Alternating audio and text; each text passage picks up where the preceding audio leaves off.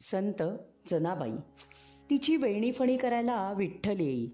तिला पाणी भरण्यात, दळण कांडण करण्यात विठू माऊली तत्पर असे. तिने थापलेल्या गोवऱ्यात तो वसे. अशी ही जनाबाई कोण होती? ती होती एक सामान्य स्त्री, जी आपल्या श्रेष्ठ भक्तीने संतपदाला पोहोचली. अंदाजे 1258 साली परभणी जिल्ह्यातील गोदावरी काठच्या गंगाखेड इथे दामा व करुंड या दाम्पत्याच्या पोटी जनाईचा जन्म झाला. तिचे आई वडील दोघेही विठ्ठल भक्त होते.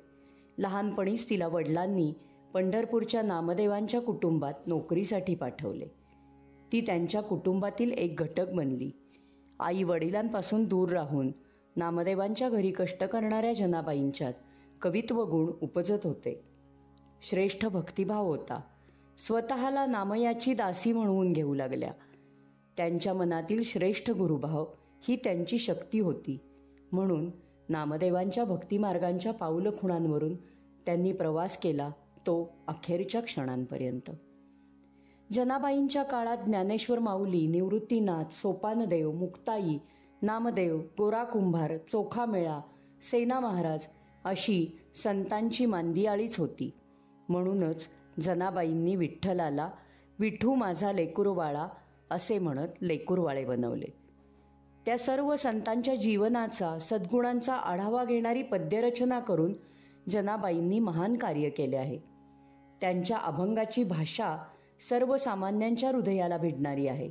वात्सल्य, कोमलता, सहनशीलता, त्यागी वृत्ती या भावना त्यांच्या काव्यात प्रकर्षाने जाणवतात.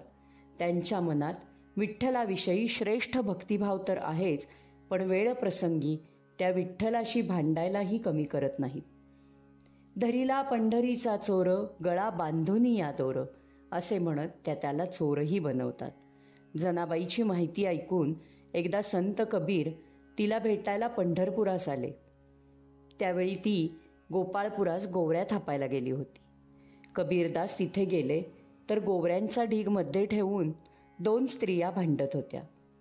कबीरांना प्रश्न पडला, ही जनाबाई असेल. त्यांनी प्रश्न विचारला, जनाबाई कोण आणि तुम्ही का भांडताय?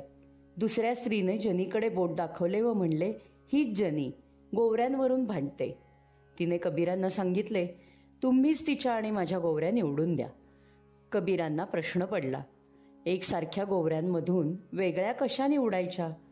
त्यावर जनाबाईने हे काम सोपे आहे असे सांगितले. ते कसे? तर ती म्हणाली, गोवरी कानाला लावा, ज्यातून विठ्ठल विठ्ठल असा ध्वनी येईल ती गोवरी माझी. त्याप्रमाणेच झाले आणि जनाबाईंच्या गोवऱ्या जास्त जमल्या. कारण जनाबाई गोवऱ्या थापताना सतत विठ्ठलाचे नाम घेत तल्लीन होऊन जात असे.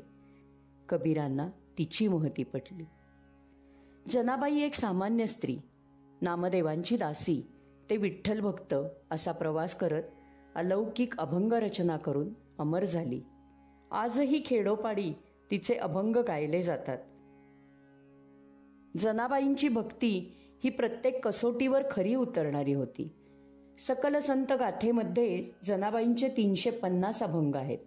अशी ही दासी ते संतपदाला पोहोचणारी जनाबाई इसवी सन 1350 मध्ये आषाढ कृष्ण त्रयोदशीला संत नामदेवांच्या पाठोपाठ पांडुरंगचरणी विलीन झाली.